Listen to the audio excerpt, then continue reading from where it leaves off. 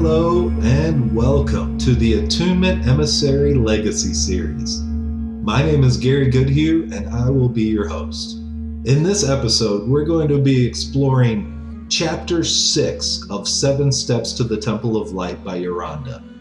Chapter 6 is titled Wisdom, following Chapter 5 of Radiance. And this is one of my favorite chapters as it explores the dynamic of the God self and the higher aspects of the Wonderful One and how that moves through the mental plane into what is called wisdom. And not only that, but our relationship as a human being in the outer self to that process and our role and responsibility inside of that. So really excited to jump into this material. I'm going to do it one paragraph at a time and then just kind of refresh or expand on what he's shared inside of that paragraph. So here we go. Chapter 6, Wisdom. Wisdom is the active knowing of the one who knows. Wisdom is the active essence of the divine mind of the Wonderful One. In wisdom there is no doubt or shadow of turning, for in wisdom is the conscious knowledge of eternal realities, coupled with the constant radiance of eternal being. So I love how he starts out here in this first line, saying wisdom is the active knowing of the one who knows. The one who knows is the Wonderful One within. We are not the one who knows. We are most likely, usually, the one who thinks that they know. But that's because we're limited based off of our information and our perspective. But wisdom is the active essence of the divine mind of the Wonderful One. So the Wonderful One lives in an absolute realm where everything already is, always has been. And from that place, the Wonderful One knows all that is available to be known. Much different than our experience here as a human body with a human mind operating from just the conscious mind. And so imagine knowing all that is and having the conscious knowledge of eternal realities. That's kind of mind-blowing in itself, coupled with the constant radiance of eternal being. So that which always is, always shining and radiating, and knowing all things in all realities. Pooh! All right, next paragraph. The outer intellect knows not wisdom of itself, yet wisdom flows freely through the outer mind when the Blessed One abides in radiant union with the Wonderful One. He who is constantly active in wisdom is he who has ceased self-activity to dwell eternally in the radiant presence of his Father. So wisdom, which is the essence of divine mind, isn't known by the outer intellect, by our conscious mind. And yet it's meant to flow freely through and into our outer mind, our conscious mind, our outer awareness. But that only happens when we abide in radiant union with the Wonderful One. Because wisdom of the divine mind flows from the Wonderful One, and then it's meant to flow through us, through our mind. But for that to happen, we have to come into our own space of oneness with that presence, which is divinity and divine connection. He says that it's available to one who has ceased self-activity, which is essentially ceasing trying to figure it all out yourself and come up with all the answers and come up with the direction and know what to do all the time and just always active, motivated only by yourself. And instead dwell eternally, so constantly go into that place where there is connection in the radiant presence of his Father. And his Father is just another name for the Wonderful One within. Next paragraph.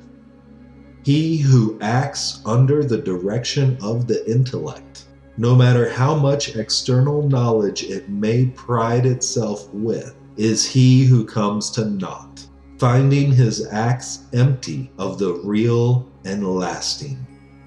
He who acts under the direction of I am that I am, abiding in the outer quietness, which allows inner activity, is he who knows that knowledge is and needs no getting, that wisdom is and needs no outer mind deciding. So Uranda is saying that our intellect, our conscious mind processing, the part of ourselves that thinks that it knows, no matter how much knowledge we may pride ourselves with, will never tap into true wisdom. The acts are empty as far as the absolute realm, that which is real and lasting. But when we surrender our outer mind and the intellect, as far as having the responsibility for providing the direction for what we're doing, and we come under the direction of I am that I am, the presence within of the wonderful one through the divine mind, and we operate in a space which is outer quietness, so a stillness of the outer mind, which allows for the inner activity. And that's amazing because there's always inner activity that's happening, but it can only happen in a way that influences the outer mind and is able to move through the outer mind if the outer mind is spending time and space in outer quietness. And so for that one, they know that there is no need to get knowledge because the access to knowledge is already present through the one who knows, the wonderful one within. And the outer mind doesn't decide in order to access wisdom. In fact, outer mind deciding probably blocks wisdom because wisdom simply is and needs no outer mind deciding. Next paragraph.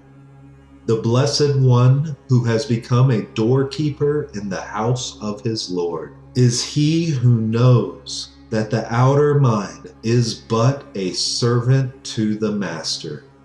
Therefore, the outer mind decides nothing, chooses nothing, but finds its function in obeying every inner direction. The master within decides all questions, and the outer self acts accordingly. The master within solves all problems, and the outer self allows the manifest expression of the solution.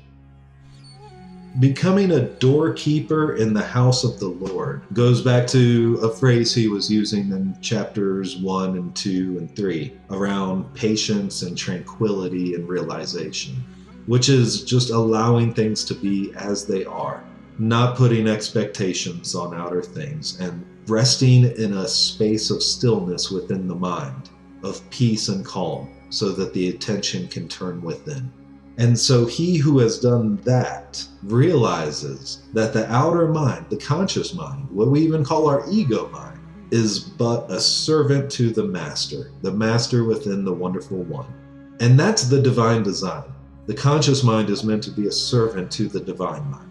And in many ways, most of the problems that we find in humanity and in our world come from this reversal of orientation, where the conscious mind has decided that it's the master and it goes to impose its will and direction upon itself and everything else. The problem is that it's not receiving direction from divine mind and the source of love that is what created everything and exists in everything. Way smarter than we think ourselves to be with what we think that we know. So the job of the outer mind is to obey every inner direction. The master within decides, the outer self acts accordingly and responds. The master within solves all problems, the outer self allows that manifestation to express through it into the solution. And this seems like a pretty good point to put in an awareness that I've had. And it's around 3 words: listen, honor, obey. And we find that culturally in marriage. And they put that inside of marriage vows, which that becomes difficult because then it's some other outside person, another conscious mind, and it's taken in the context of if you're marrying this person, you're responsible for listening, honoring, and obeying whatever they say. And this has been a distortion for a very long time around men and women in marriage. And it's taken from a pure place, a pure teaching of our conscious mind's responsibility to the inner higher mind to listen, honor, and obey. And that creates a marriage within. a union of the outer self and the inner self, of the conscious mind and the divine mind. But of course, like most things, humans over time just projected it outward and it lost the original meaning. So I just wanted to throw that in there as a little bit of awareness, hopefully free that phrase up some, and allow us to embrace it in relationship to our own inner self, the wonderful one. All right, last paragraph. Wisdom is of the master within, and he who has not learned to let go to his Lord is he who has no part in wisdom. Wisdom gives perfect direction in all matters, no matter what they are. But that wisdom is released into activity through the outer self at the instant that it is needed, and not before. He who would allow wisdom to manifest through him must first recognize that the servant is not informed of all the future plans and activities of the master. Realizing this, the Blessed One obeys the wisdom which directs him in this present instant, remaining unconcerned about that which shall be. The Blessed One knows that perfect wisdom in action and speech is granted at the instant when the action and speech are required in manifestation. Knowing this, the Blessed One knows the essence of perfect trust, and trusting thus, he has nothing to fear and nothing to worry about.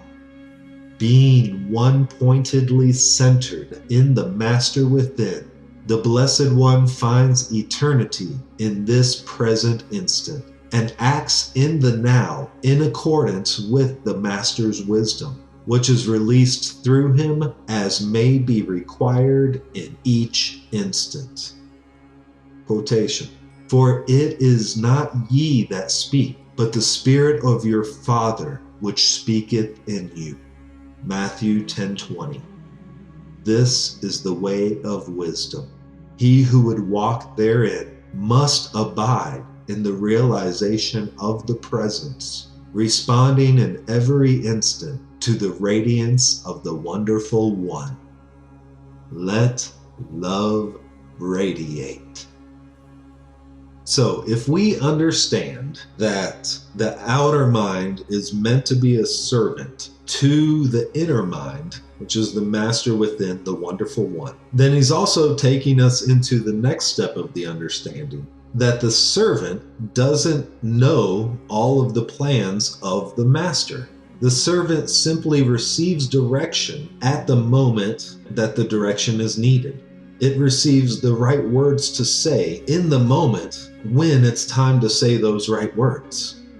The servant only sees the next step, even though Master or Spirit has many more steps lined out that we can't see along the way.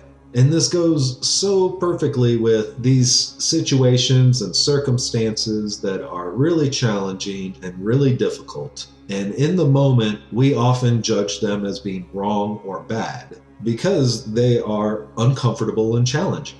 And yet later, further down the cycle of the creative process, we can see that that difficult and challenging situation actually helped cause us some of the greatest growth and lead us to this wonderful place that we can now experience. So they say hindsight is 20/20. And what's really happening is Spirit, the wonderful one within, that part of ourself that's connected to the absolute realm of all-knowing, is leading us on some path. And we only see what's right in front of us. We don't necessarily always see all the way of where we're being led. And if we could, we would have the perfect trust that he speaks about in this paragraph. So wisdom is released in the moment that it's needed and not before, which brings us back to the idea of listen, honor, obey. And a practice that I like to employ is actually turning within and asking the question, what would you have me do? And then I become still. I move into listening for the answer. And through that outer stillness, I begin to recognize some inner activity. And there's a conversation that begins to form. some communication. And through that, I usually receive either the experience of hearing the words or seeing the picture or just having some knowing of a next step. And sometimes that's something that I'm open to and I can easily recognize, yes, that's a natural next step.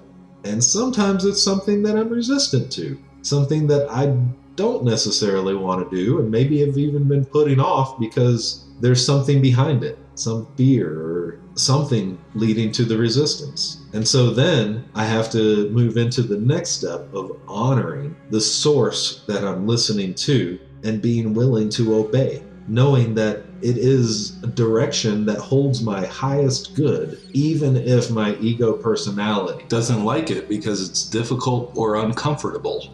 So if we can get really good at listen, honor, obey, listening to the wisdom that flows from the divine mind of the wonderful one through our conscious outer mind, then we can exist in perfect trust. We can have nothing to fear and nothing to worry about, because we know from direct experience that wisdom is always present and connected and available to us, and it will always lead us right. If we surrender in that way, then we can have that experience of what he put in quotations here from Matthew 10:20. For it is not ye that speak, but the Spirit of your Father which speaketh in you.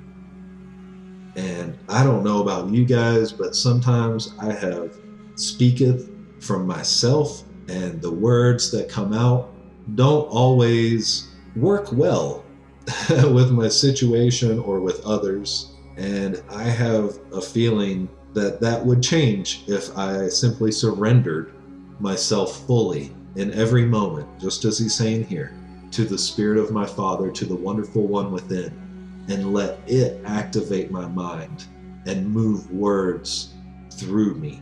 Thus, this is the way of wisdom.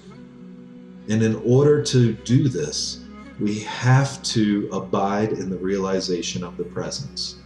And go back to the last chapter, chapter 5, and go through that again, because that is the space where we actually come to know that connection of the wonderful one within. And it is only through that knowing that we can tune in to listen and receive the wisdom that's present and available. Otherwise, we risk falling into the trap of listening to our own conscious mind, imagining that that's higher wisdom. And that doesn't really ever work out too well either.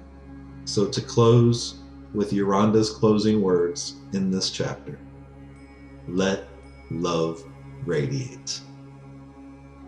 This has been such a joyful time for me to share this chapter with you. This is beautiful medicine. I personally really love the mind. I've studied it a lot. And so it's such a simple way of breaking down an understanding of surrender within the thinking, to let the higher function of spiritual reality move the thinking of the mind. If you've enjoyed this episode, then please like, share, put comments into it. We will read it. We'd love to hear what you have to say.